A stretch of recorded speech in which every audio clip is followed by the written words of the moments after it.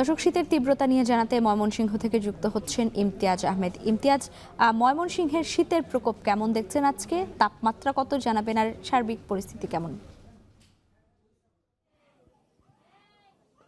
লাইবা গত ২ দিন ধরে কিন্তু ময়মনসিংহে সূর্যের দেখা নেই, যার কারণে সকালের দিকে ঘন কুয়াশা থাকে এবং সন্ধ্যার পর প্রচণ্ড কুয়াশা, সেই সাথে কনকনে ঠান্ডা বাতাস, মানুষের জনজীবন কিন্তু একেবারে বিপর্যস্ত। আমরা শহর কিন্তু আজকে শুক্রবার একেবারেই অনেকটাই ফাঁকা দেখতে পেরেছি এবং খুব বেশি প্রয়োজন ছাড়া কিন্তু মানুষ বেরোচ্ছে না। তবে দিন আনা দিন খাওয়া মানুষ যারা রয়েছেন, একেবারে ছিন্নমূল মানুষ, তারা সবচেয়ে বিপাকে রয়েছেন।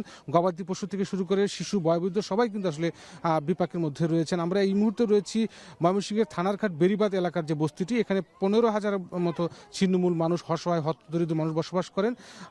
দেখতে পাচ্ছি যে আমরা গবাদি পশুগুলো অবস্থাও কিন্তু খুব বিপাকে রয়েছে। আসলে যে যেভাবে পারছে আসলে ন্যাকড়া বা কম্বল দিয়ে কোনোভাবে গবাদি পশুগুলো ঢেকে রাখা হয়েছে এবং শীত নিবারণের জন্য এই যে ছিন্নমূল মানুষগুলো কোনোভাবে আসলে একটু আগুনের উষ্ণতা নেওয়ার জন্য কোনোভাবে তারা আসলে একটু উষ্ণতা নেওয়ার চেষ্টা করছেন। যেটা বলছিলাম যে শিশু থেকে শুরু করে বৃদ্ধ মানুষ যারা রয়েছেন সবাই কিন্তু আসলে এই শীতে কাতর রয়েছেন এবং দেখতে পাচ্ছি যে একটু আগুন জ্বালিয়ে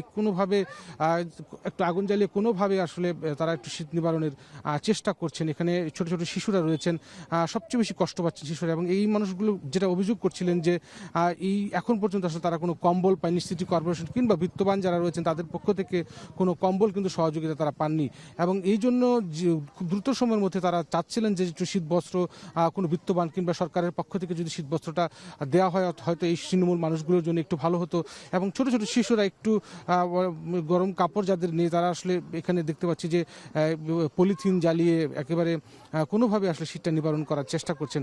এবং একটু বলে রাখি যে শহরের যে বিভিন্ন নির্মাণ শ্রমিক রয়েছে, বিভিন্ন রিক্সা চালক যারা রয়েছেন, যা শ্রমিকরা যারা রয়েছেন, তারাও কিন্তু আসলে আমরা দেখতে পেরেছি যে এই শীতের জন্য তারা কিন্তু আজকে কাজে যেতে পারেনি অনেকেই। সুতরাং কাজ অনেক ক্ষেত্রে যারা কৃষিক্ষেত্রে কাজ করছেন তারাও কিন্তু খুব বেশি সময় কিন্তু কাজ করতে পারছেন না, কারণ প্রচণ্ড ঠান্ডার কারণে খুব একটু পরপরই তাদেরকে পারে উঠে আসতে হয়। সেই সাথে ঠান্ডা জনিত রোগেরও কিন্তু প্রকোপ বাড়ছে আমরা দেখতে পাচ্ছি ছোট ছোট শিশুগুলো রয়েছে এই বস্তি এলাকায়, তারা কিন্তু খুবই বিপর্যস্ত অবস্থায় রয়েছে। তো সব মিলিয়ে ময়মনসিংহের পুরোপুরি আসলে ২ দিন যেহেতু সূর্যের দেখা নেই, প্রচণ্ড শীতে কাতর মানুষগুলো যারা একেবারে ছিন্নমূল মানুষগুলো, তাদের জন্য আসলে শীত বস্ত্রটা খুব